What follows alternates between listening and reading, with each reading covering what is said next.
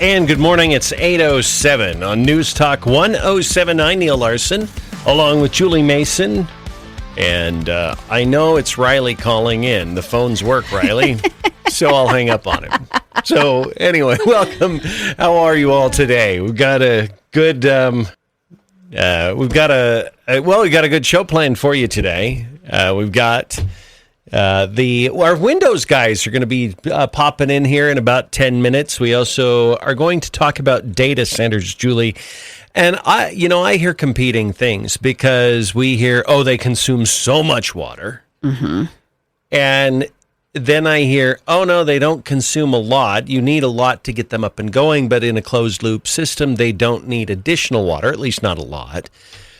And then we had somebody message the station and accused us of being dishonest and disingenuous that indeed they do use up a lot of water. So there's just a lot of misinformation and disinformation. And I'm not accusing anyone of anything. I'm just saying there's a lot of conflicting information out there. And Ollie Khan seems like a fella that knows what he's talking about with this. So we'll ask him the questions when he joins us today. The very understandable thing would be is these data centers can be built differently. Like one in a desert in Idaho near the INL might be built differently than one in Texas. Yeah. So when you watch a video or something that's generated out of another state that has a data center, they might be doing it differently than the place that's going to be close to where you're at. So what the best option here is to learn as much information as possible and look at it from project to project, because that's the construction world. That's how things work. Yeah. Well, and things tend to get better. So a data center that may have used a whole bunch of water 5 years ago, they refine their processes, and it changes over time. Could be constructed differently now. And I think the power consumption, they might get more efficient, but they also will increase our power capacity. We've got a lot of nuclear that's coming on. And so I think you have people who are just saying, absolutely not, we're not going down this road, blah, blah, blah. And I'm like, okay, I'm not going headlong into it.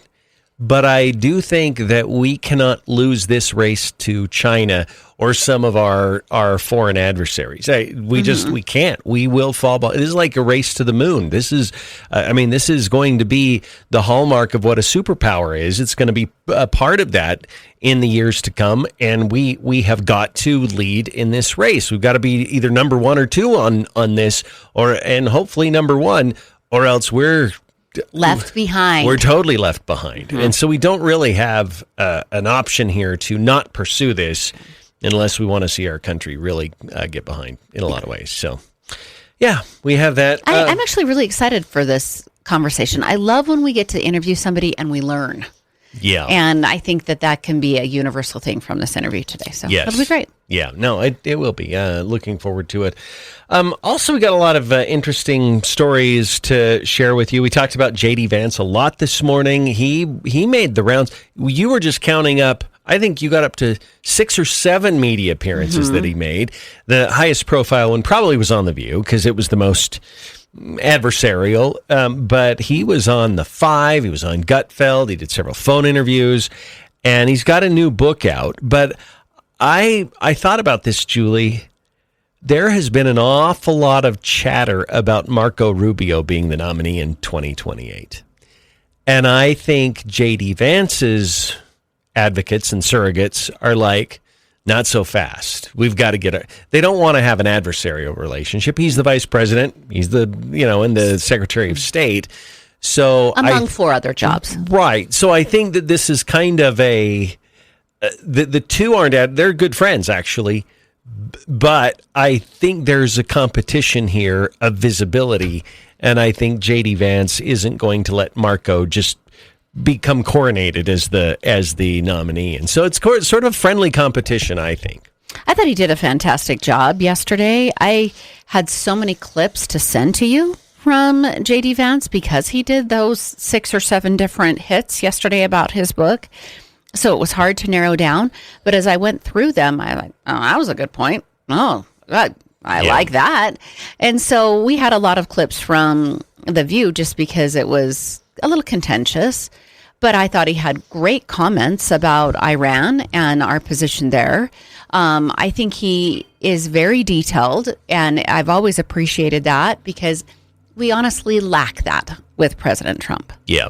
I watched a press conference with President Trump this morning, part of the G7 summit. He was meeting with the leader of Egypt, an important relationship that we need to keep intact.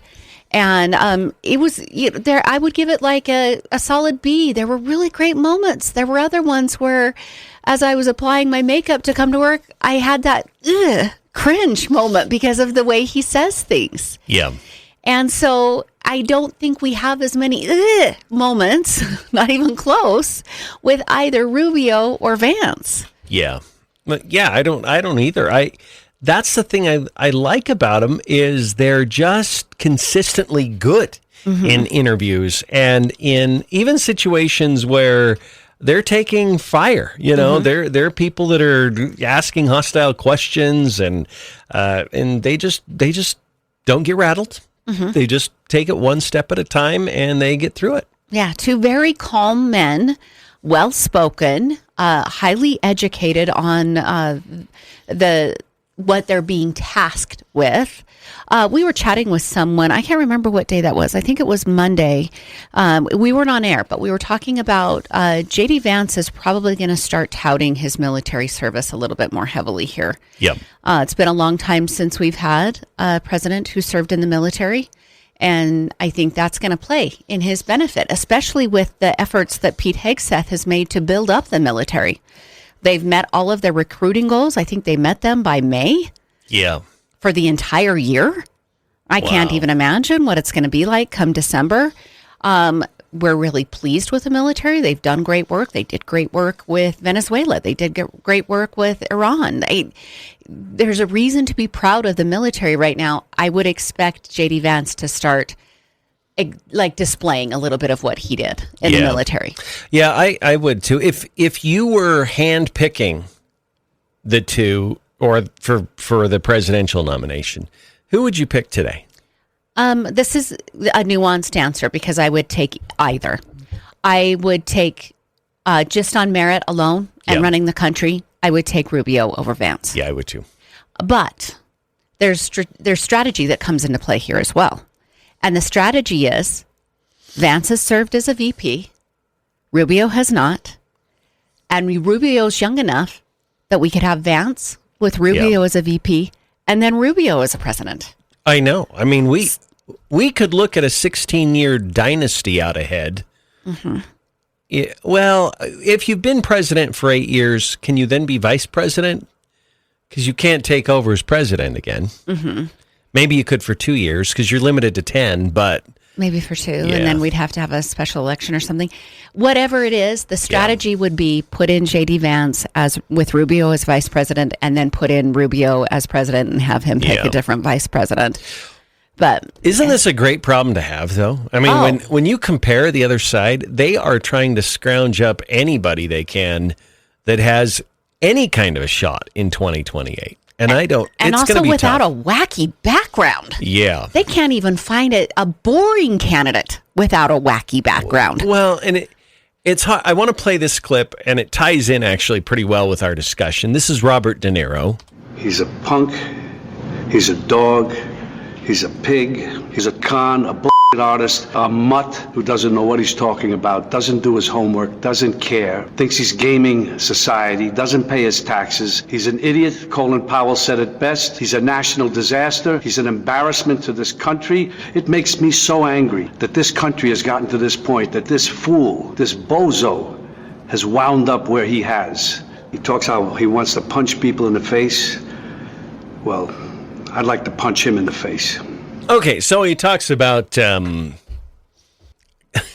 which is, he just contradicted himself right at the end. But I look at this, and they cannot be proud of a country that they're not running. And that's a weird thing for me, because that, in my mind, it's always been separate. I've always been proud of America, regardless of who the president is. Sometimes I wish we had a different president, but the country itself, I've always felt like I'm proud of who we are because of our history and our legacy. And so we are nice. But but I do think that this is a bad play when we look into 2028, Julie, because they are now saying they want to run the country they're not proud of. And that's just a tough thing to go forward. But we have a couple of guys in. We know you too. How yes, are we do. you? Well, Todd welcome. and Scott. I guess we're welcome. We're thankful to be here. Good morning. Well, it's good to Welcome have you. yourselves into the studio. Thank you. Yes, that's good. So here you are with Advanced Window Products. How are things? Things are rolling. We are so grateful for the response we've gotten, and you guys have been a huge part of our success, and we have been able to help a lot of people with beautify their homes with new windows, and more importantly, we're helping them save money on their energy bills. Yeah, that's always good. Okay, it's like a kid on Christmas. I'm so excited. I know you have savings today for our listeners. You always bring presents when you come, so tell us what it is. We do this. There's a few sales of the year that we give a little extra on, and this is one of them. So here it is. We're going to give you $3,000 off. Now, you've heard that before. If you have 10 windows or more, you qualify, you lock in that savings of $3,000. We're also going to include free labor and installation. So that ends up being about $100 plus a window. So huge savings, 10 windows, $1,000, $1,500 more on top of the $3,000. So it is a massive sale. It's by far our biggest sale of the year. Oh my goodness, today's the day. It's really good. Yeah, so this will last for the day. You can call us anytime during the day to lock that in. You will not hear that tomorrow, I promise. And the number 208-907-8600. 208-907-8600. I wish they could see my face because you had told me there was big savings, but you didn't tell me what it was, and then I jumped back on air. Free labor and installation. This it's is real. huge. Yeah. There's only a few slots available for this too, so they're gonna keep it kind of tight. So if you are interested, you've gotten a bid from somebody else and it freaked you out, just give us a call. We'll come out and do a free energy audit on your windows. And all you got to do is just get on the schedule today to qualify for this great deal. Okay. That you know what? That is an amazing deal. You can't put a dollar to that because if they get 15 windows, it's different than if they get 10. So Right. You'll save either way. But when you look at it, if they do a lot of windows, you're right. It's over $4,000, between $4,000 and $5,000 overall that they'd That's save. a big savings. Huge savings. Wow. Fantastic. Okay, give the number one more time. 208-907-8600. Call today. Lock it in today. Okay. All right, fellas. We'll have you back soon. Sounds great. Thank you. Okay. All right. Thank you. It's 8:20 now. News Talk 1079. And we're going to break away. But we will come back, and about 15 minutes from now, we'll talk with Ollie Khan about data centers. In fact, if you'd like, text in any questions you have about data centers to 208-542-1079. All right, it's 8:23 now. News Talk 1079 on this Wednesday. Neal Larson along with Julie Mason. And if you'd like to reach us, the number to text is 208-542-1079. You can also call in as well. And so we won't, I don't feel like mentioning any names, but one thing Julie and I like to do, when we read a person's opinion piece that they've quote unquote written, we will, and we're skeptical because we're like, that sounds like a politician and ChatGPT had a baby. And so we'll copy the text of their opinion. We'll run it through AI, and then we'll say, tell us the likelihood that this was written by AI. Mm-hmm. We did that with a piece, and it was a 60 to 70% chance that it was 60 to 75% chance heavily influenced by AI. Okay, so now look, I use AI for a lot of stuff. Me too. I'm not gonna critique that. But it all depends on something. If I'm just writing an email that is in a reply and I just want to word it just perfectly, that's not a work of art. That's just a workplace interaction, and you're making it happen, right? Mm-hmm. An opinion piece, is there a baked-in assumption that work is done, if not entirely, close to entirely by the person who says they're writing it, the name on the column. This is like me going to Olive Garden, getting all of the food, unpackaging it, putting it on dining room plates and saying, yeah, I made dinner for us. Made being, I made it onto the plates. I transported it, and here's dinner. So you just... Did the effort come from me? Sure. Did I pay for it? You bet. Did I have to put in some time to do it? Yeah. Did the majority of the meal come from a restaurant? Yep. Yeah. And that I believe both you and I, when we read it, first we fundamentally disagreed with the piece because we were like, do it in your own house. Yeah. You don't demand something of other people if you're not willing to do it. Right. But the second thing was we were like, there's some AI characteristics here. So we ran it through, and that's what we got back. Just the structure of it felt very AI. And and you ran it through 60 to 70%. On a completely unrelated note, Julie, I'm looking forward to the caucus discussion. It's going to happen. There's going to be a discussion. It's the big meeting, the state meeting this weekend, and will Dorothy retain her title as the chair of the Idaho Republican Party, or will we have a new one? There's going to be a vote and a fight for the chairmanship. And I think among the discussion about what's going on will be, is it time to shift to a caucus system for the primary in Idaho? Your first blush here, of course, the devil's always in the details, but at first blush, would you be in favor of a caucus? If it was structured very tightly and I felt like it was supported by a lot of people. It is a big change. Before we shift in to Scott and Todd, I want to also let everyone know Mark Fitzpatrick. So he ran for governor. We've interviewed him several times. He announced his candidacy, I guess, for vice first chair. Yeah. So that'll be happening this weekend as well. Okay. It's going to be a lot of fireworks. Should be very interesting. And Julie, let's sing the jingle Scott and Todd in the morning. Ready? Scott and Todd in the morning. Hey, Scott and Todd in the morning. Wow, we got to work on that. Yeah, we really. That was great. That was completely unrehearsed, so we apologize that for was really good. Yeah, anyway. Gentlemen, just a few minutes ago, you came in and announced not only would listeners get the big savings, what did you say, $3,000? $3,000 off, 10 or more windows, and then we're also going to give you free labor in installation. Wow. So that's such a good deal. Huge value. Massive. Money back in your pocket. Maybe talk about, and of course today is the day to call, and we'll have that number here for you just a moment, but also the importance of calling so you can get started manufacturing the windows. It takes a little bit of time to get these windows built that are a perfect fit for your home. Yep. Exactly. And that's what kind of sets us apart is we are direct to consumer. So we don't have middleman markups. We don't pay dealer fees. We're the only ones that sell our windows. And the beautiful thing about that is that we use the best glass out there from Cardinal Glass. We use Tunic vinyl that has sun shield on it, keeps it from warping, discoloring, things like that. But more importantly, from our factory to your front door in 8 weeks or less. So we're not waiting on, some manufacturing plant in Ohio to ship them across the country and you're, 12 weeks out. We can get these things installed, especially with the heat coming up. We're just hitting that time when it gets really hot and you feel that heat coming through your windows. This Cardinal Glass with that Low E366 will help deflect all that heat that's trying to come into your house. But more importantly, it'll help you save on your air conditioning bills from heating the backyard or the front of the house or whatever.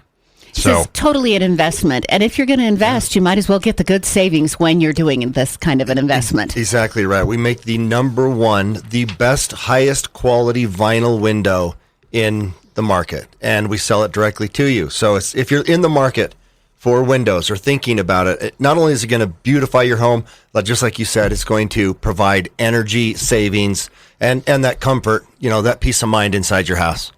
What I've heard, and I don't know if I'm surprised by it or not, but it's not as invasive or as intrusive as you might think. You go out, you're maybe in a home for 45 minutes or so to do the assessment initially, and then the install, usually you can have it done in a day or two. Yeah, usually in a day, unless it's a big home with 20 windows plus.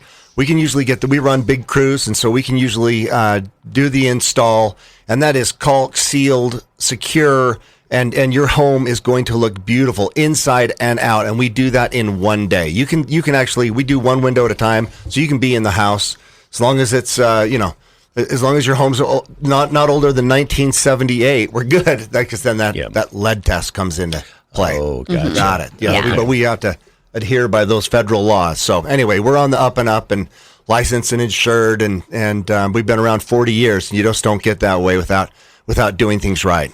Okay. Great deal. Again, $3,000 in savings plus free install and labor. And labor. Okay, and the number is 208-907-8600. That's 208-907-8600. Again, that's today only. You've got to call to get those big savings. Call right now, actually. I want to see them answering the phone as they walk out of the studio. It happens. You guys are great. Yes. All We're right. grateful. All right, sounds good. It's 8:31 on News Talk 107.9. We'll check back in with Scott and Todd coming up. And in just a few minutes, we're going to talk with Ollie Kahn of Pocatello about data centers. He knows a whole lot more than Julie and I do about data centers, and he'll be answering our questions coming up on News Talk 107.9. Hi, Mr. Kahn. Can you hear us okay? Ollie, can you hear us all right? Yes, I can. Okay, great. It's called Moat I.T., is that right? That's correct. Okay. Well, we appreciate you making time for us today. We're still a couple of minutes away from, actually about 1 minute away. My pleasure. So, what is your title, Ollie? I'm the CEO and founder of Moat I.T. Thank you for getting back with me so quickly, Ollie. I really appreciate it. We've been excited to learn a lot about data centers. We'll be back after a quick break. Hey, it's Brad from Now 105.1 and QP99. I'm in the studio here. I love our studios, by the way. Ranger Rick back there. There's Neal and Julie doing their thing. Hey, when you want to advertise on the radio, what do?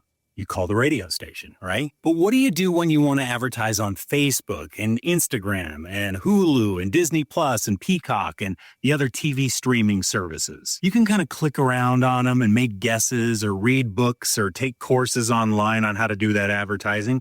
Or you could call us at the radio station. At Sandhill Media, we take care of your local radio and digital marketing. So reach out to us at sandhillmediagroup.com and we'll make sure that your message gets heard and seen wherever your customers are. No, it's my pleasure. It's a fun topic these days. Yeah, it's definitely high interest for sure. So, okay, stand by. We're going to get set here. Over the lake, one of the biggest displays in the entire state. And a huge thank you to Sandhill Media, Totally Wired Customs, Brick Steel, Anytime Fitness, Brolums, ICCU, Idaho Drug, D. Evans Bank, and Rigby Produce as well. Okay, Tegan, light the fuse. Oh, guys, not in the studio. Join me, Guy Benson, every weeknight, 8 to 11, only on News Talk 107.9. All right, we're back. It's 8:37 on News Talk 107.9. Neal Larson, along with Julie Mason. Ollie Kahn is the CEO of Moat I.T., and he joins us from his home in Pocatello this morning. Mr. Kahn, good morning. It's good to have you with us. Good morning. My pleasure. So I guess tell us a little bit of what you do. I understand as part of Moat I.T., you have a data center that you operate in Pocatello. Is that correct? That is correct. So Moat I.T. is a full cycle IT company. We are IT department for businesses in Southeast Idaho, in Montana, Utah, Virgin Islands. So we provide IT services and become IT department for any big names in Southeast Idaho that you can think of, from City of St. Anthony to Farm Bureau Insurance to Comfort Care Dental and Idaho Kidney. We provide IT support to a lot of very good businesses and enterprises in town. Okay, so tell us how a data center fits into this entire picture. I would assume you operate your own data center then. So data center, we started it, in-house requirements because every client needs a backup. the cost of just doing and setting up the backups have been very, very high, especially if you're doing, daily every 2 hour backups. And initially, that's how we started to set up our backup requirements, and it turned into it kept on going over the last 13, 14 years. Then we launched our own phone services, our own phone company to provide an integrated solutions. The goal of Moat IT is to provide all the IT services under one roof. So either it's software solution, it's AI solutions, it's so all of those services are brought together under one roof, and having your own data center just gives you an edge and advantage to be able to control those services and provide low latency to provide those compute and services to clients at a cheaper price, or what we call the Idaho pricing. Yeah. All right. So Pocatello recently had a little bit of a dust up. They were trying to bring in another data center. Do you foresee more success doing these smaller, more boutique data centers versus these large ones? Or do you think there's a framework for both kind of data centers to exist? If you see the long term, I think we are short on a lot of compute power, especially right now. This discussion on requirements of data centers comes up all the time. And Moat IT, we developed it because we needed that compute power, we needed that storage power, we needed that AI tokenization so we can run our services and provide them. And a lot of corporations locally would like to have their own, a very cut-off environment where nobody else is getting access to their data. And one of the best ways to save it is to do it locally or on-prem, is that what we call, or to do it in a mixed hybrid cloud, which is secured enough so that their data won't go out of that environment. So small and large both are needed. I think this is one of the first IT revolutions that I can think of, where instead of walking towards, build it and they will come, we are actually behind the demand that is coming in, and the demand is being created right now by enterprises in majority of the cases. So I think we will run out of compute power very, very fast, and that's why the growth of AI has been very hampered. And I guess let's talk about that. I think the two big concerns with these data centers coming in is water consumption and power consumption, because we're having a shortage, certainly, of water here in East Idaho, and a lot of demand on it for a lot of different reasons. And also there are concerns about added power consumption increasing people's rates because it will create a bit of a shortage. And maybe take those issues one by one, because I think there's a lot of conflicting information out there specifically about the water, but we'd love the latest info and your expertise on it. Thank you for that question. So, the concerns that the community is raising are coming from a very good place. And I think what we as a community need to understand is that whatever business comes to our town, we need to be able to communicate with them, set up the requirements that fits to the community's need, and then develop on those. If the businesses don't adjust in our business terms, what we call, when a client doesn't meet our culture, our cultures don't align, we don't go ahead and just keep pushing to sign up with them, because by the end of the day, the client and your relationship is not going to work. So we like to work with those kind of clients. And it's the same situation with data centers. If data center is coming, it's a client of the city or for the community, or any big factory is coming in town. So the first thing that we have to ensure is that the communication with respect to, okay, this is what our regional requirements are. You have to protect our environment, protect our air, protect our water. Those are the three things that, that has to go in. My point of view in all the articles have been that rather than being judgmental about this, what we need to do is to be curious about it. And to be curious about it, we need to ask those questions. And the very first question that you raised is about the water. Now, in old data centers, the utilization was somewhere between 5 million and 500 million gallons of water in a year, depending upon how big the data center is. And those data centers were the old school data centers where evaporative technology was being used. Now, because the data centers have to run hotter, they need the solution that the data center engineering community came up with is called closed loop watering system. Just like your car's radiator, it's basically kind of a deionized water and glycol that they put together, and then they push it into the server. The first one that I ever built was back in 2021, and it's still being used in our office. The computers and the servers and all of those things, the water basically, or this cooling system is basically part of the computer in this case, or part of the server in this case, or that rack in that case. What that does is that the water basically, or this liquid, or mixture of that liquid basically keeps circling around inside the data center. It doesn't go out unless there is a leakage and you refill it, just like in your car's radiator. So my suggestion, I don't know what technology that these guys are bringing in, but all the latest data centers that I have seen built in the last year or year and a half have all been a closed loop water systems, because it's much more effective for the data center. It's less costly and it's less maintenance. And majority of the data centers are being built on that. So that's what I'm assuming, and that's what I'm assuming that the current company which bought the Hoku plant is trying to do. So my thinking is that if that's the system they're bringing in, it will have less usage of water than a normal household. If you talk about in utilization for the servers in a year, it will be between 500 and 700,000 gallons in a year. So the water is not very much required. Hoku plant specifically is very different because when it was built 20 years ago, it already had, with respect to power, it already had a system and a grid lines that have been brought in there for 110 megawatts. So my point in the articles that I have written is that the infrastructure already existed. Of course, needs to be upgraded because it's 20 years old. And some of those pieces were taken back by the company that built it because they were not getting paid. So that has to be paid by the new data center that is coming in. With respect to the power, from what I have heard, is that there is new power plants that are coming in town, which are gas-based, and we already have a lot of gas. We are only, I think, using between 24 and 35% of the gas that is coming in. So gas turbine-based power generators will actually add to reduce our cost in electricity overall.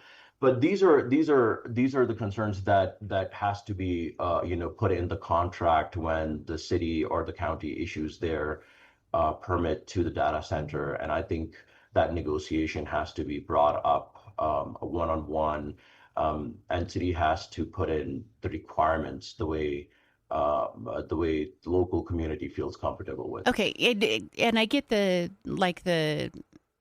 parameters that you just put on that.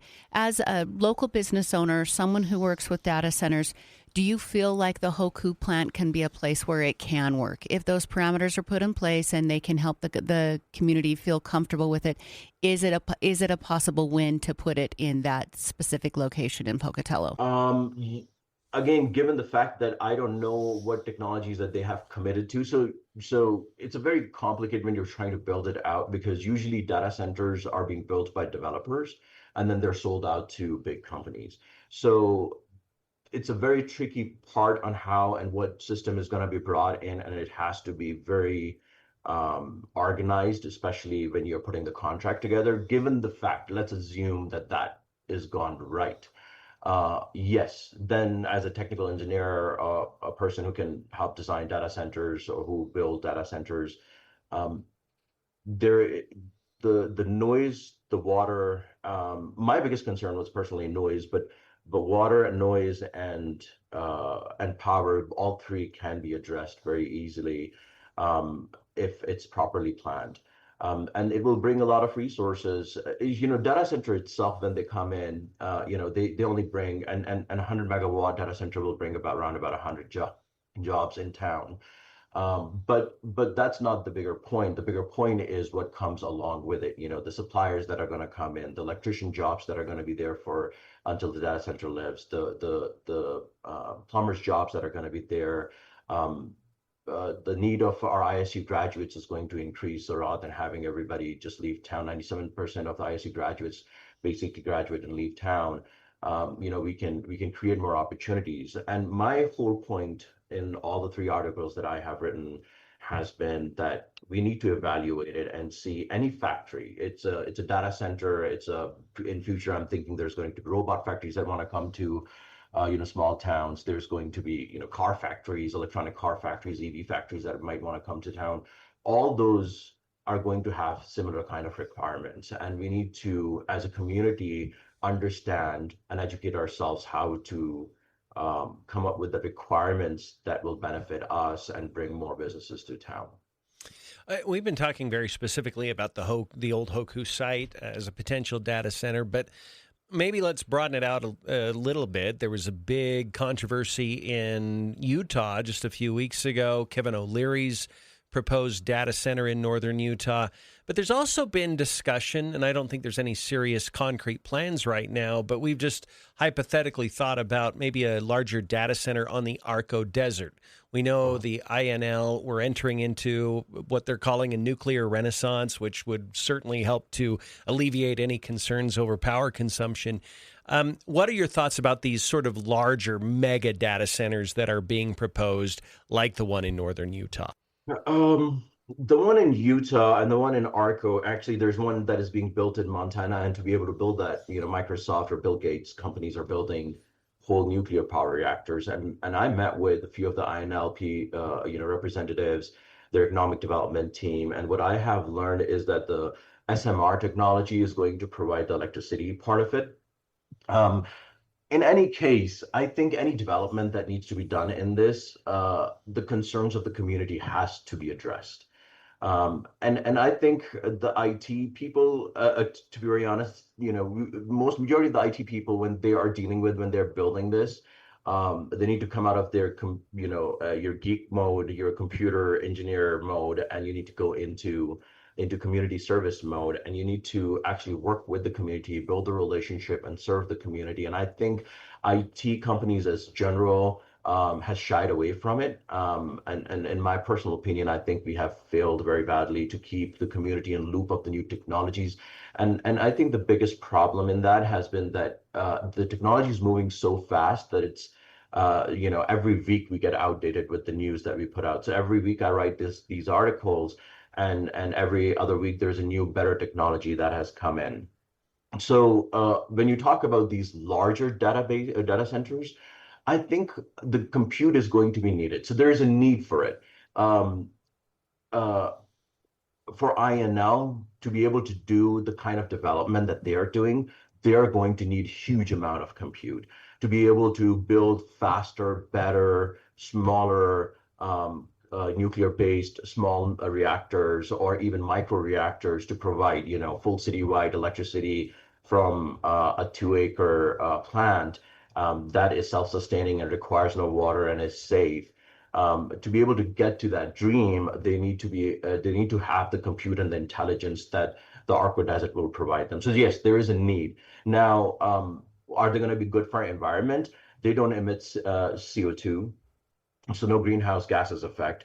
They're going to be an Arco Desert, so the noise is not going to be bothering a lot of people. The real question is going to come down to, water is going to be, again, very close loop. So the real question is going to come to be, would INL be able to power their own data center for Idaho, and will it affect our own pricing of, Idaho Power or Idaho Falls Power Utility, because a lot of load has been increased. Yes, that is going to be there, but what it will also bring is a lot of new talent and a lot of wealth generation for people, and a lot of other businesses that will also bring. So my personal opinion as an IT expert is that, yes, we have a need for them, and they should be coming into our society, into our local communities. The only thing is going to be how are we going to address and inform people, and how we can make it beneficial is going to be the real debate that we have to have, and as a community, as IT people, and interact and see what people's opinion turns out to be by the end of the day once they're educated. Ali, we did have one quick question. This will be our last question for you, and it's pretty simple and straightforward. The jobs that come in once it's built, how many long-term jobs are there? We know electricians and construction workers are needed to get it going, but 5 years after it's built, how many people are these data centers employing, and are they well-paying jobs? They're definitely well-paying jobs. the electrician and the plumbing, and that always stays there. So for a 100 megawatt data center, I think it will be somewhere plus minus 100. Okay. 20 jobs, around 100. But the indirect jobs is going to be to increase in any data center. The studies that I have seen coming out of national databases is that they will increase the local community's income per data center between 5 and 10%. So and Southeast Idaho, we are already 20% lower than the rest of the Idaho. Yep. So I think for us to catch up with that, this would be a good pump. Okay. Ali Khan, he's the CEO of Moat I.T, and we appreciate your expertise and your time this morning, Ali. It was a pleasure chatting with you. Thank you. Same here. Thanks, Neal. Have a great day. All right. It's 8:55 on News Talk 107.9. When we come back, Scott and Todd in the morning right here. You think things get out of hand on the air? Yeah, baby. The real... Thank you, Ali. That was great. Thank you very much. Thanks for all the questions. I hope that I answered what you were looking for. Oh, yeah, it was perfect. We'll actually pull that audio. We'll have it posted on the website later today. So yeah, I think it was exactly what we wanted, Ollie. I've already had somebody who works out in the private sector at the site message me and say, can I get a copy of this interview? It's fantastic. So that's exactly what we wanted. Yep. Okay, perfect. Thank you very much. Have a great day. Thank you, Ollie. Bye-bye. Okay. Okay. You know what? Let's kill this. We will actually go in 20 seconds. Give us a good couple minutes. All right. It's 8:56 now. News Talk 107.9. Scott and Todd from Advanced Window Products joining us today in studio with a very, very big and inviting offer. And I went out just to hit the restroom during the commercial break. You guys were on the phone taking a call. It was. We appreciate all those calls. We love to help people out and help them save money on wonderful windows. So thank you. Yeah, and today's the day to do that. Today is one of the best days of the year to do that. That phone number, let me give it to you, 208-907-8600. And if you call us, all you have to do is just get on our schedule today, and we're giving you $3,000 off when you buy 10 windows or more. I know there's a lot of people that don't have 10 windows, but we can prorate that for this incredible offer. And today and today only, we're offering free labor and installation, which is probably between, depending on the size of your window, it's between $100 and $150 more per window. So put that math in your head, but it's a perfect opportunity for you to have it just come out and take a look. Or we have honestly one of the best vinyl windows out there on the market for the most affordable price. Tell them all about the lifetime warranty, too. We haven't even talked about that today. Again, we're the manufacturer, so we've been serving the community for since 1986, making manufacturing windows, installing them with our crews, and then we guarantee them for life. In fact, I had someone that just texted me, Brian Harris. I'll throw it and say, I hope that's okay. Sorry, Brian. But that might be my neighbor, actually. He said we installed his windows last year. He's got some serious scrapes and scratches on it. He's worried it's going to crack. And we're going to go out there and replace that sash, that window for free. And it's something we do. It's a peace of mind to know where else can you get a lifetime warranty. We've done it for 40 years.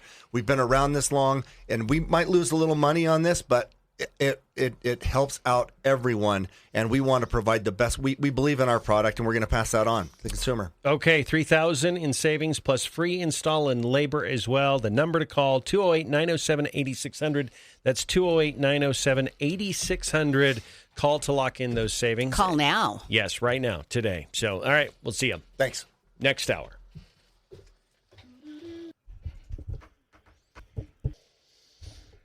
All right, welcome back on News Talk 107.9. It's hour 2, and we want to hear from you. 208-542-1007. What are you smiling about over there? You pretending like you're Dr. Seuss over there. No, we're just reading some of the texts that have come in, kind of mixed reactions, not to the interview with Ali Khan. He did a great job, but just to the whole idea of data centers And I guess I would ask, it's interesting. I feel like this is an issue kind of like marijuana legalization, where you have people on the far left and people on the libertarian right that are holding the same position on this. Mm-hmm. Like they are against these data centers coming in. And look, they're not lying. They've created closed loop water, or at least cooling systems, so that we're not consuming vast amounts of water. They've gotten a lot better at that. So there's really not, the water consumption is not a huge concern. They've got that taken care of. I do think power is a concern, and we're a little ways away from being able to supply all the megawatts that we'd need. But when I look at the data centers and I see the pieces of it, you want it built in a place that it's not going to be intrusive on people, right? You take care of the water issue, you take care of the power consumption issue. Once you've taken care of all of that, what is there left to slam? What is there left to criticize about a data center? I'm unsure. And it's interesting because the arguments are kind of as if you're throwing darts at a dartboard. And, in one ring, it's we're scared about the water. In another ring, it's we're scared about the power. In another ring, it's this is all fear mongering. In another ring is we don't need to be a part of this race. Well, we're trying to answer those questions individually. I would get to the part where we don't need to be a part of this race. I don't know what world you live in. But we have to keep up. You have to keep up, or you become not the leader of the free world. And if you're comfortable with that, I'm not. I'm not comfortable with my children's future being leveraged based upon I don't want to be a part of this race, because what that means is then you become the least powerful player in the game and people start to take advantage of you. We've experienced a little bit of that under various Democrat administrations, specifically the Biden and Obama administration. People were taking advantage of America left and right, and it wasn't good for us. Yeah. Imagine if we're not capable of keeping up with technology. Well, yeah, there's true. This would be, now I'm going to overstate this. I don't mean it literally, but I think it would put us on a path to being a third world country if we decide we're not building data centers. Mm-hmm. I do know, and something came to mind the moment it spilled out of my mouth. One big concern that I think the libertarians have isn't so much environmental, but it's about the surveillance that's going on. Yes, we did get a text about this. Yeah, this is about keeping track of people, and I would just say that's already happening anyway. And if we haven't protected ourselves from the technological landscape that we have today, we're probably not going to moving forward. This isn't something that changes the game. We've already acclimated ourselves to it. Remember the story from probably 10, 12 years ago, Julie, that our phones are tracking us. And everyone was outraged. Guess what? Our phones are still tracking us, and nobody cares anymore. They track you so that they know you went into the fly fishing shop, and now they can send you ads for fly fishing. Right. So, I mean, it's already there. We've just acclimated to it. Should I tell him the weird story that happened on my computer yesterday? Sure. Okay, so I was writing for my podcast yesterday, and I'm researching a story. It was actually out of Utah, this story. The kind of reform school called Provo Canyon School. It was the one Paris Hilton went to. They're having another controversy. A 13-year-old boy who's, because of his age, his name has not been released. A 13-year-old boy was involved in an altercation at this school. The school hid the altercation. The kid had a brain bleed, ended up at Primary Children's. That's the reason I'm covering the story. Yep. A civil suit has been filed. All right. As I am writing the story, I am using AI to get information about the story. I'm asking them to search other articles besides KSL and things like that. I'm writing the story in Word, and as I'm scripting it, I need my listeners to understand who I'm talking about, and I don't want to keep saying 13-year-old boy. Yeah. So early on in the script, I say, I'm going to call the 13-year-old boy Jay. Yeah. I don't tell AI I'm doing that. And the news articles that I'm referencing on AI that AI is finding for me doesn't call him Jay. However, AI was within my computer and could see in my Word document that I was referring to that boy as Jay. So when I would ask AI a question about how are they handling this in the civil lawsuit or whatever, AI would answer me with, well, Jay says during the altercation, such and such and such happened. Yeah. AI started to refer to the 13-year-old boy as Jay. Yeah. They already know everything about you. Yeah.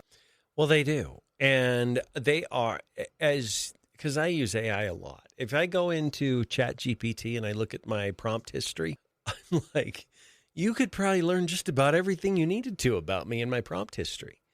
And for our own, I mean, that's a benefit to the user because it gives you these answers that are tailored to you. It's designed to be that. It could also turn out that is it sharing the info with the government? Is it sharing the info with third parties? Is it, and I don't know that it is right now, but is it the frog in the water where it warms up? I don't know the answer to that. All I know is that when we talk about these data centers, we will lose our status as an American superpower if we don't win this. I think we need to be robust about putting safeguards on our privacy.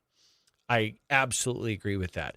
But I do think pursuing increased capacity for computing is non-negotiable. Absolutely. So as far as the surveillance, I think it's fine to be concerned about it. I'm not mocking your concern at all.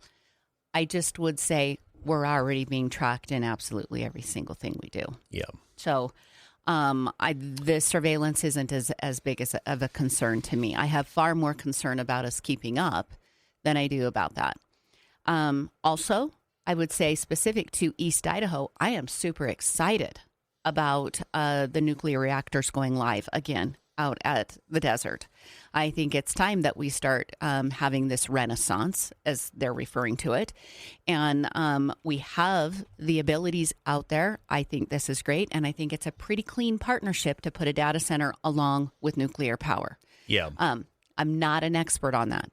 So yes, does a lot of study need to be done before you do it? Sure. Which is exactly what Ali Khan, a person that we were interviewing, said about the Hoku site. It needs to have a lot of background information on it, and that needs to be transparent to the public and before you build. I would say the same thing about the site. But I'm asking for that along with my excitement that I think it would be a really great thing. Yeah. Yeah, I would too. I know Elon Musk is talking about putting data centers in space, which gets rid of you don't have a need for water. You don't have a need. And I was curious, how do you power a space like one that's in orbit? Massive solar arrays. That's how you do it. So you have to have it far enough away from the Earth because you're going to want the sun to be visible pretty much all the time. But you have these massive solar arrays, and solar works better in space because you don't have an atmosphere. The sun doesn't go down. You don't have clouds and dark and rainy days.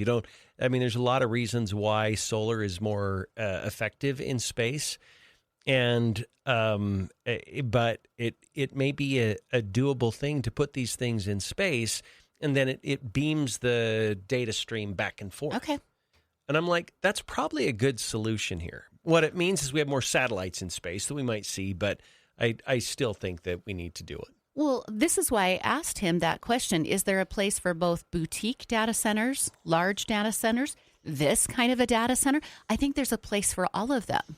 Yeah. I don't think there's just one solution to this need. And I think that the solutions can vary depending upon where the data center is going to be located as well. Yeah. I think there's a lot of uniqueness that can happen with each of these data centers. We got a text from somebody that said, if the need for these centers is to support AI, I do not support them. I would gently ask, what do you do for a job? I would just ask that because there are very few jobs that AI is not infiltrating at this point.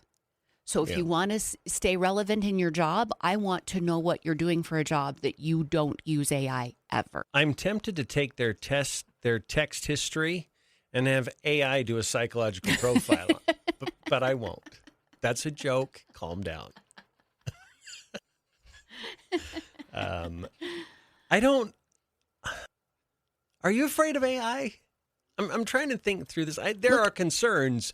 Don't get me wrong, but I'm afraid of getting raped by a man. That doesn't mean I stay in my house and don't live. right. That's a fear I live under all the time as a female, that I Yeah. have to be careful when I'm alone. There's Yeah. a reason I carry a gun. Like, I take measures. I can't change what's going on as a whole. And so I can live the best I can possibly live within those parameters that I am given. AI's here. I'm not going to be Right. afraid of it. I don't. I think we have to use it like anything else. Electricity, you have to be careful around it. Yes. Guns, you have to be careful around them. Water, you have to be careful around it. Okay, but that doesn't mean you don't have it in your life. Mm-hmm. Electricity can kill you. Guns can kill you. Water can kill you. Men can kill you. Men can kill you. But AI is the exact same way. You have to know what the dangers are, but you don't just say no to all of it because you don't like part of it. Right. So Right. Yeah. yeah. I'm going to choose to use it to the best of my possible means. I'm going to learn it. I'm going to be protective in my life with it, but I'm going to do what I need to do to have it be part of my life because I'm not going to be given a choice. If I want to keep up in my jobs, I have to figure out AI. And that's reality. I guess I can build a cabin and become the Unabomber. Yeah. That's another option. And sure, you could do that as well. I'm just not choosing that. Someone said, I don't think AI will ever take over my job. I do pest control. Now, if I was a salesman, it might take over that, but luckily I'm a technician. So I would say I somewhat agree with that. However, have you seen these robots that they walk like humans, they react like humans? And I mean, they now have robotic lawnmowers that will learn basically the contours of a lawn and its shape. And you can just set it up and say, okay, we're at the Smith's lawn at 103 Elm Street, and this lawnmower will mow their lawn because it knows what the lawn looks like. I think we're not really close to it, but I think there's going to be a day where a robot could do pest control. It would walk around and just spray the corners and get the parts. So, yeah. I also think that just because it's not going to do the entirety of your job doesn't mean that it won't do a portion of your job. Yeah. So somebody sent in a question saying, I detail cars. Is AI going to ever take over my job? Probably not the manual labor of detailing the car, but AI can help you set up the sales system. My son-in-law wrote his own point of sale system for his bagel shop. Yeah. It made his life easier and he didn't have to pay for a third-party service. He wrote it. Well, and at this point, AI cannot install Windows. You need Not yet. Unless these crazy Scott robots for all that, of a sudden.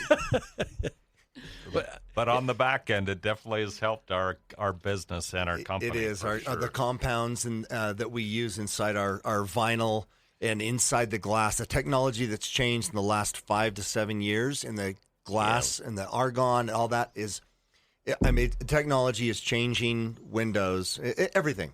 But it's really helped us a lot. Okay. Yeah, So but on the see? back end, it does help you guys It does. out. A lot. We use it every day. Okay.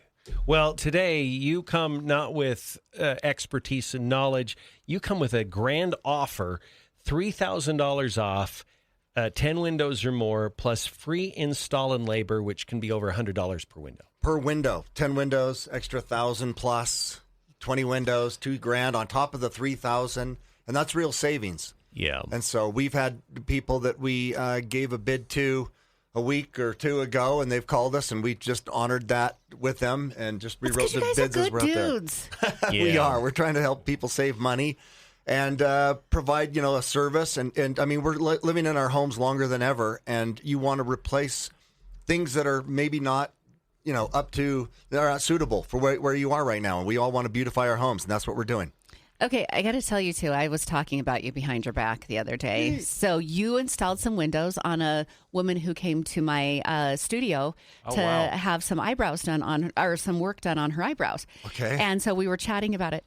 She thinks you two are amazing. She loved. that's nice. Yeah, she absolutely loved her windows. Her favorite part, and I think this is something that people don't think about, it was the way the exterior looked. She was like, I was excited for the energy savings and everything.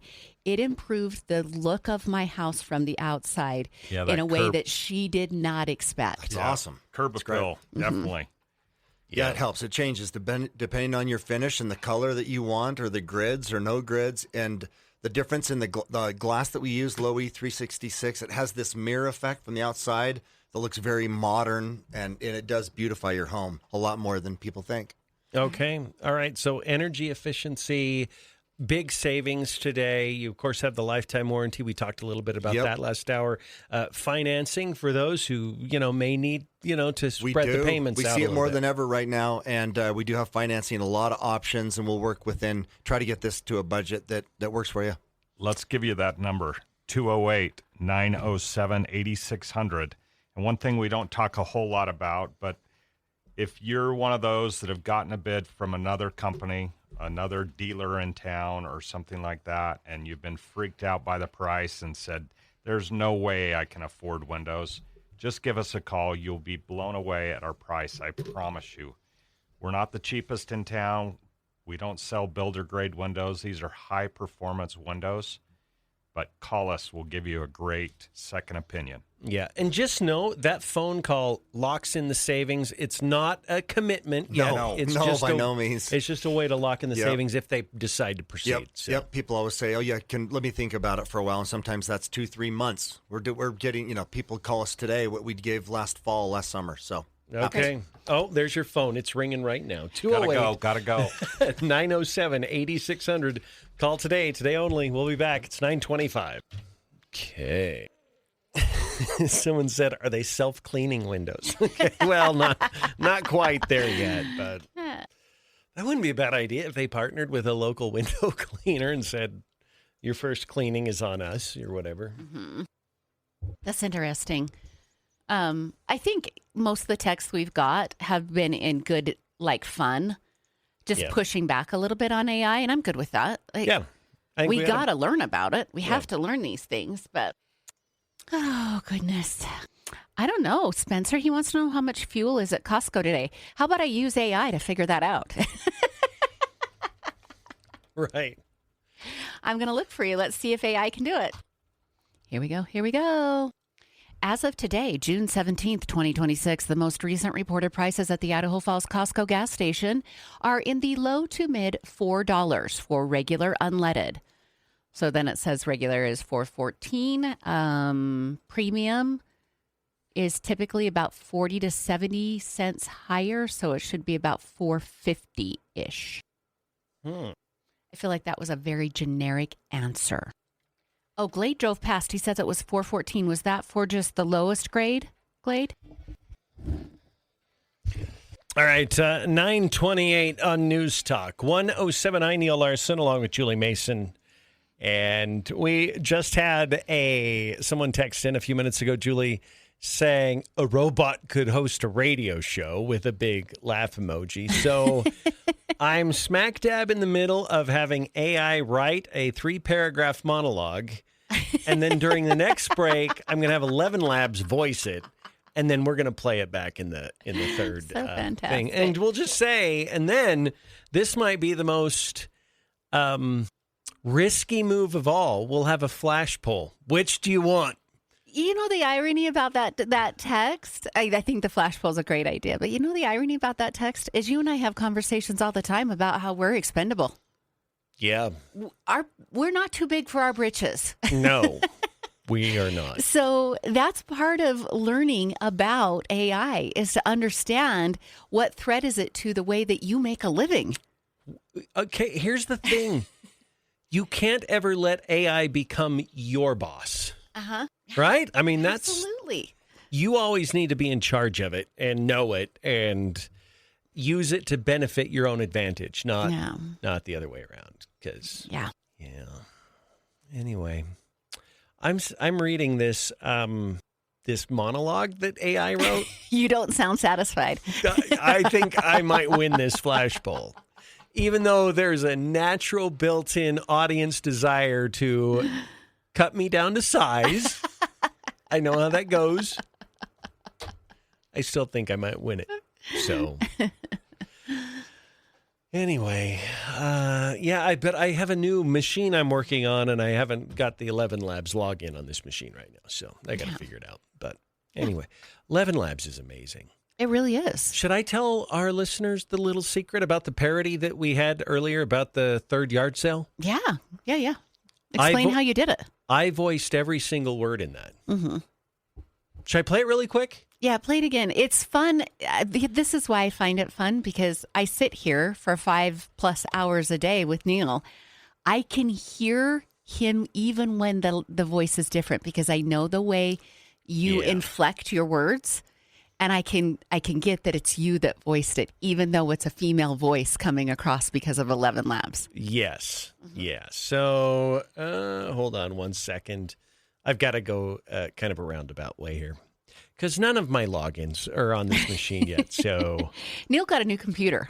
I did. Which means you have to upload everything and start new threads and start new passwords that the computer can remember. And okay, hold on one second. Everybody calm down. Stop yelling. I'll get it here. He tells me that all the time, by the way. Stop even yelling. when I'm not yelling. Okay, here it is. Just keep in mind, I voiced every single voice in this parody. The following is a Neal Larson Show parody. Oh, hold on. But did you? I did. I swear I did. So here we go. The following is a Neal Larson Show parody. You thought you lived in Mayberry. A quiet place. Friendly neighbors. Tree-lined streets. Children playing. But no, this Mayberry has a dark underbelly. Pocatello Dispatch. Yeah, this is Officer Williams. I've got a 3YS in progress at 215 Elm Street. 3YS? A third yard sale? Yeah. Are you serious? Yeah. The Donovans? Again? Yeah. The Donovans. Again. All units en route now. Air 1 to command. Suspects have established 3 folding tables and a free box. We have a couple of kids selling donuts and lemonade in the corner, and they still haven't sold that broken chainsaw. We're seeing ceramic angels, coffee mugs, lots of them, and some stained hoodies just to the left. And there's a Huffy with a flat tire. Oh, dear. They've been our neighbors for a couple of years, and I knew something just wasn't right. So tell me, miss, what tipped you off? Well, the handwritten signs, they put it on the light post. The light post. First time was in March, then again in June, and now again, it's not even Labor Day. You haven't seen Pocatello's underbelly until you've experienced the third yard sale. This film is not yet rated because this is not yet a film. And coming never to a theater near you. Because it's just a Neal Larson Show parody. Calm down, people.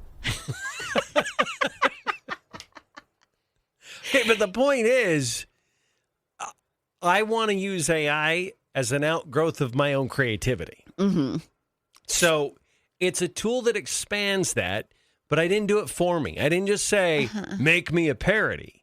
Like I used it a little bit for the script because I wanted to tighten it up.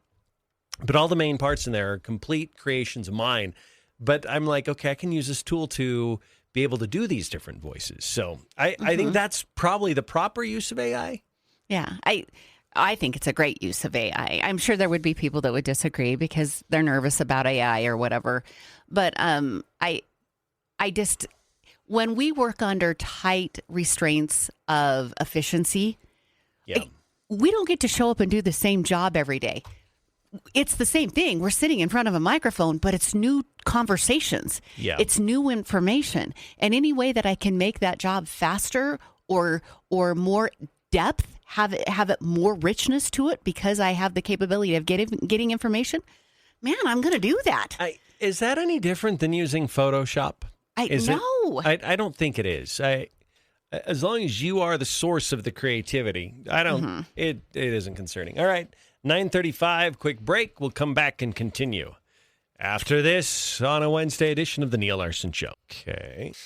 I got to find the 11 Labs sign in. James said gas was $4.04 at Sam's last night when he drove by, so that's probably for the lowest. That's good. What do you put in your car?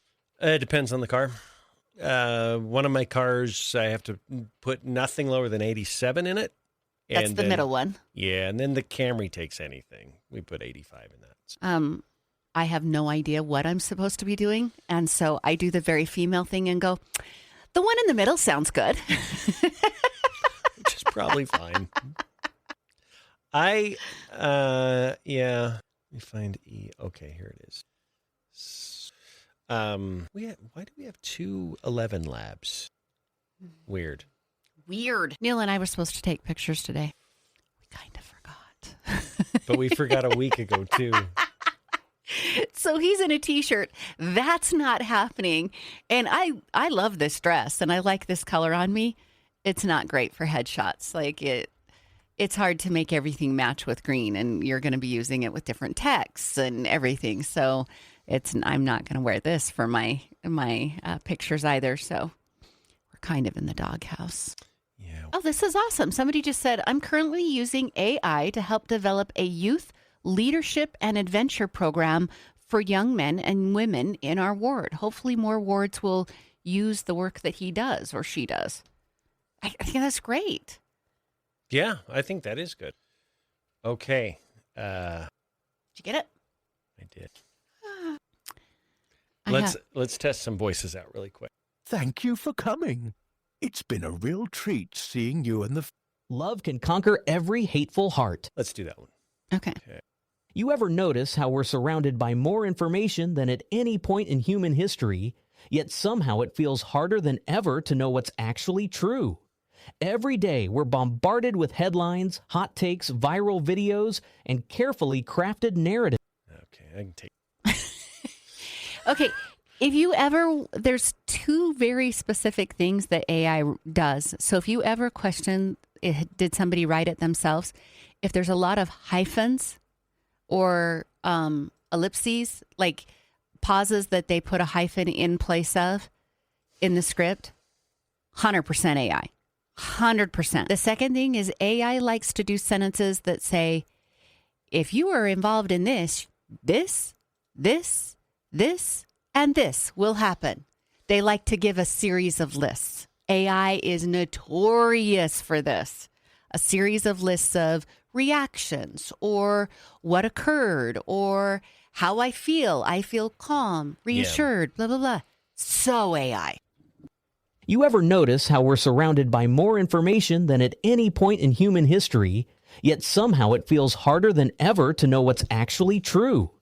Every day, we're bombarded with headlines, hot takes, viral videos, and carefully crafted narratives. Everybody's got an angle. Everybody's got a cause. And increasingly, everybody wants you to pick a side before you've even had a chance to understand the facts. It feels like we've traded curiosity for certainty, and that's a dangerous bargain. What concerns me isn't that people disagree. Disagreement is healthy. It's how free societies figure things out. There's your AI talk show host for you. No funny dad jokes, no sarcasm, no, funny stories as well. So I'll take the dad jokes all the time, even if I roll my eyes. Yeah. I'd rather have that. I'm not even gonna bother doing the flash poll because there's no competition. Yeah. Don't worry about it. So anyway, I only played like maybe one of the three paragraphs, and Should I play the third one later? No, not really. There's not much there, is there? For those who didn't see me on Facebook Live, I did the fake throw up version of Julie. I know. It was no good. Yeah. So, you know what? If you want an AI talk show host, you can have them. It's readily available. Yeah. Good luck with that. Todd and Scott are back in studio. You've been answering your phones, of course. Yeah. Hey, it's show and tell. What did you bring in I here? brought a science project. No, I just wanted. I know this is radio. It's not. Yeah. But we got a little live stream going on. But I just wanted to show you. This is a corner section of our window, and if you want to hand that to Julie. Yeah, So there you go. If you look inside that double pane, you can see that there aren't mitered corners. There's rounded stainless steel spacer in between that. And why that's important is that our altitude, we put argon gas in between that double pane, and it doesn't leak out those mitered corners. And that's one of the telltale signs. If you have outdated windows, you look into the inside of your double pane and you can see a mitered corner. And that's where all that argon gas escapes, especially when they deliver these from out of state into our altitude. And with this rounded corner on this stainless steel spacer, they put that together in an argon gas chamber, and it maintains the wall of insulation inside your window.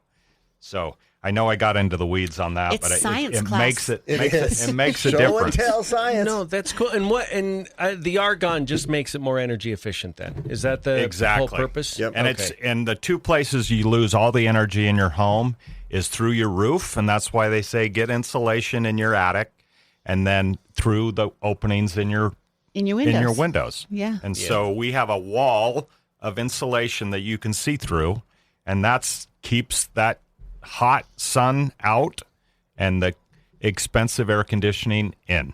Yeah. So properly done, then the way you've described, will the argon just stay in there indefinitely? We have an incredible success rate on our argon gas. It's like 98 point something. But the beauty is, if you do have an argon gas problem in 10, 15 years, you just call us and we replace them, no questions asked. That's the beauty of that lifetime warranty. Yeah. And some people say it's too good to be true, but I've seen it over and over and over again where our company just stands behind our product. Now, earlier I said this is truly an investment. Another portion of that investment is that lifetime warranty is transferable if you sell the house to the next owner. Yep. If you're handing it off to the kids or whatever, all you need to do is just let us know within 30 days of that sale. And there is a small fee. I think it's like $200. And then it transfers to that next homeowner. Yeah. Okay. Another part of the investment. So you maintain the value. Again, today is the day to call because you'll get $3,000 in savings plus, and this is a first, free install and labor. So there won't be any cost to install the windows or pay for the labor, and that can be significant, over $100 per window. Yeah, huge savings. Today's the day. Just give us a call. Get on our schedule. Okay, that number's 208-907-8600. That's 208-907-8600. I did see, Todd, your phone was ringing earlier, so just call back. You'll get him. I'll call We'll you. get back to you if you've called, I promise. He was busy explaining argon to all of us. We're live. Yeah. It's real. Yeah. I'm going to say the number one more time, 208-907-8600. All right, 9:44 on News Talk 1079, and we don't have to quite take a break yet, Julie, so we can stay in. So what time back? Probably, yeah. Anyway, so, yeah, okay. I keep saying 8 o'clock to them as if we're still in the 8 o'clock hour. It's 9 o'clock. I do that all the time. I know. It's the equivalent of writing last year's date until March, so. Yeah, that's how it goes. All right. What else is going on? I'm curious. I would love for people to text in. How are you using AI? Because you can use it for so much. So much. I think this would be great. Yeah. I'm not sure what that text means. I thought it was the person answering me back what their job was, but that's not that person. I would also challenge people, if you have a thought in your mind that AI will never have anything to do with your job, I would challenge you to think outside of the box. I guarantee there's a way it can enhance your job. And there's probably also a way it can capture your job, and you need to figure out how to be on top of that so you're still in charge. You know what it can do, and I don't think people really, maybe they do, but I received a medical bill from years ago I didn't know what it was for. And so I challenged it because I wanted to make sure whoever was wanting that. Do I actually owe this? Yeah, do I owe this? And so I put the entire scenario, I think it was in ChatGPT, and it said absolutely don't pay that until you get validation, because there's lots of scams out there. Mm-hmm. And so it told me, do you want me to write a letter challenging it and saying, please stop all attempts at a debt collection, whatever. And it listed like these 4 things that I needed to know. And then it printed out the letter. And it can save you so much time. Do it in seconds, and it will probably do a better job than you would do anyway of writing a letter like that. Great idea. Yeah. All right, let's go to the phones. And caller, welcome to the show. How are you today? Doing good. Good. What's up? So AI, I'm a trucker, and AI impacts my job. Yeah? My brother and I are currently writing an app to help manage our business, or my business, and that's just a minor part of it. But with dispatching and all kinds of other things, it has an impact on it day to day. Yes. Great idea. So it's not going to drive my truck, but it does impact me every day. Yeah. Well, AI is good at like logistical stuff too. Like if you need to organize how you're going to set something up or store stuff or whatever, it can do a really good job of guiding you that way. So I started out doing sod at Raft River into Salt Lake. And you want to talk about watching a room full of monkeys trying to figure out a math problem. You should have seen the guys trying to figure out our routing to get the sod where it needed to be and on time and everything. And I watched the guys do that one day, and I complained a whole lot less about routing afterwards. But it's a logistical nightmare to figure all that routing out, because they had 15 trucks going 15 different directions, and everybody had to get back at pretty close to the same time so that they could get loaded and everybody could leave the sod field to go home. But, AI could manage that and have that done in 15 minutes or less, and it took those guys an hour or more every day doing that. Wow. Yeah. Fantastic use of it. Yeah. Yeah. So anyway, AI and traffic. Yeah. Thank you for the call. And that's a perfect example of how it can help you do things. It doesn't take your job, but it helps you do your job better. This is exactly what I said. If you're that person, challenge yourself and think, how can AI benefit me?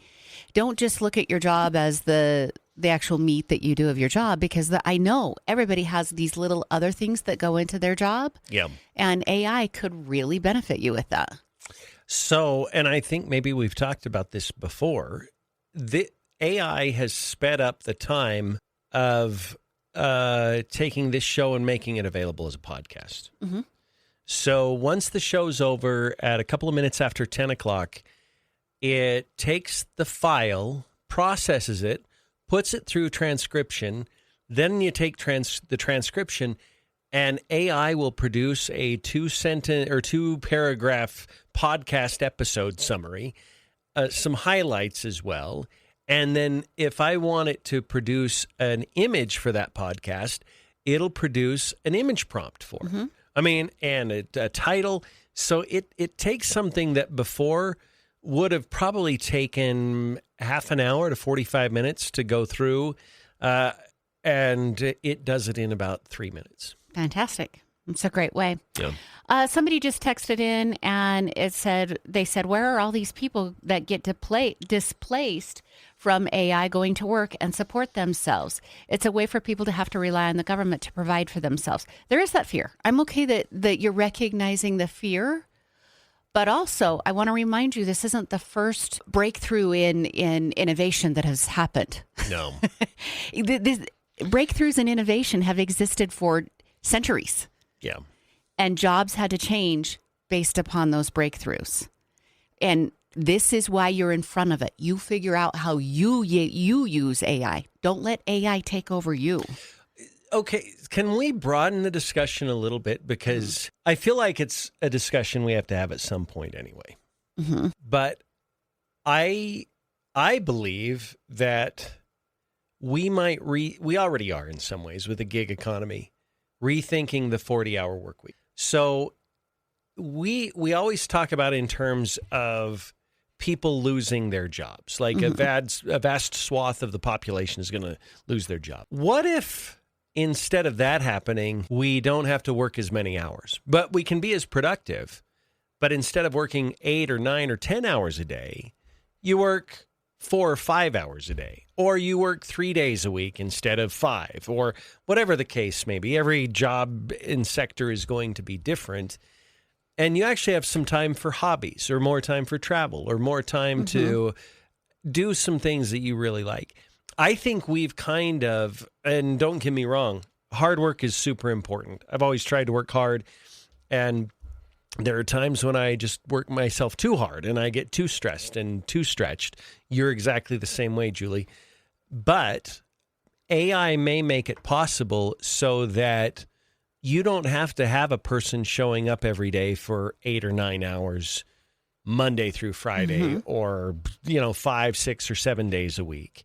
But instead, we could actually use AI to get more life balance. Now, it's not going to be like that throughout all of society. Right. But I do think we might see a shift towards that. Yeah, and that's a good positive thing that comes from AI. I think sometimes we approach it as all the negatives that can occur. There are some really great positive things that can happen. Yeah, absolutely. Okay, quick break.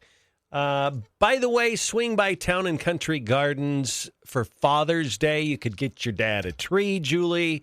You could grab the 4-Step Lawn program. You can get hanging baskets. You can get all the vegetables that you need for your garden. Whatever the case may be, they've got it. Rest assured, it's not too late for the 4-Step Lawn program. You can catch up. I know we talk a lot about it at the beginning of spring and getting your lawn in order. It can still happen. So go on down, get your Father's Day gifts, ask about the 4-Step Lawn program if you're not using it right now. It really is the easiest and most effective way to get green grass. Okay, it's 9:53. It's south of Idaho Falls, by the way, Yellowstone Highway across from the beer plant. Go see Town and Country. Tell them we sent you. We'll be back after this wrap-up segment just ahead on News Talk 107.9. All right, 9:55. One last check-in here with our friends Todd and Scott from Advanced Window Products. And today, Julie, is a huge day. It's the day that you can save big on windows. Yeah, and these are your guys. I'm going to throw the number out at the beginning. 208-907-8600. 907-8600. Call now because of this amazing deal that they've got going on. $3,000 off on 10 windows or more. And then they've sweetened the pot by adding that extra $100 off on labor for each window that you purchase over 10 windows. Yeah, it's huge savings. And if you've been thinking about replacing your windows, for sure now is the time. These are the highest performance vinyl windows that are made. They're backed up by a lifetime warranty by a company that's been around for 40 years. So if you have discoloration, you have leaky windows, you've been thinking about changing the look of your home, there's not a better time than right now. Okay, it's a limited time. Also, as Todd mentioned earlier, a limited number of slots, too, for this. Yep. We've got one slot left. Okay. And if more people call, that's fine. We'll work you in. But they limit us on this offer, obviously, because it's such a huge offer. Yeah. Okay. We have talked. We have just a couple of minutes left here. Again, $3,000 off, free install and labor when you call 208-907-8600. One thing that Julie likes to talk about a lot, which we really haven't discussed today, is all the different color options that people have when they order. Yep, and we do. We have 3 different colors of vinyl for the inside: white, dark tan, and light tan. And then we can change the color of the outside of that window. Black is really popular. Brown, bronze is beautiful. Becoming a favorite. Yep, for sure. Absolutely. Yeah. And so, yes, we can make your home look beautiful. We have a flush fin that sticks out at like a picture frame around each of your windows. It looks beautiful. But we can show you all those, and it just takes us, 30 to 45 minutes to do that estimate. So remember when I said I was talking about you behind your back? Yes. That was another thing. That woman brought up the fact that previously her windows didn't have that frame around the outside. She said, besides the color, that frame made it look so expensive and rich. It looks beautiful, especially if you have siding on your home. It makes a beautiful look, and we can do that. AI. I can take a picture of your home while we're there, and it will take me 2 minutes on our AI app, and I can show you what the windows will look inside and out. So cool. You'll know. It's pretty, technology. Again, in fact, Todd had to step out because someone's that calling. Call Exactly. came in. Lock in the savings and the 1 day only deal by calling 208-907-8600. That's 208-907-8600. We don't have much time left, but we didn't even mention the patio doors, the pet doors that you do as well. Yeah, we do sliding glass doors. We do French doors and atrium doors as well. We make those, manufacture them. We also have pet doors for your furry little friends that we sell nonstop. And we have a new location over on Yellowstone, right there by State Trailer, that you can come and see all our windows if you want to see them in person, or just have us come out to your house is better. Okay, sounds great. That number one last time, 208-907-8600. And give them a call today. Mark Dahlquist, Mayor Pocatello, on tomorrow, Julie. 7:30. Okay, have a great Wednesday. Julie and I back tomorrow.